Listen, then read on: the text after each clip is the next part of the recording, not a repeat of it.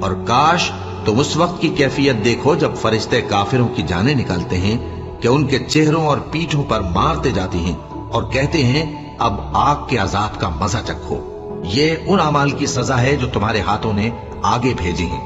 اور یہ جان رکھو کہ اللہ بندوں پر ظلم نہیں کرتا۔ جیسا حال فرعونیوں اور ان سے پہلے لوگوں کا ہوا تھا ویسا ہی ان کا ہوا کہ انہوں نے اللہ کی آیتوں سے کفر کیا تو اللہ نے ان کے گناہوں کی سزا میں ان کو پکڑ لیا۔ بے شک اللہ زبردست ہے، سخت عذاب دینے والا ہے۔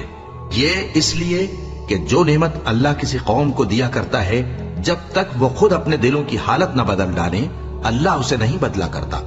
اور اس لیے کہ اللہ سنتا جانتا ہے۔ جیسا حال فرعونیوں اور ان سے پہلے لوگوں کا ہوا تھا ویسا ہی ان کا ہوا۔ انہوں نے اپنے پروردگار کی آیتوں کو جھٹلایا تو ہم نے ان کو ان کے گناہوں کے سبب ہلاک کر ڈالا اور فرعونیوں کو ڈبو دیا، اور وہ سب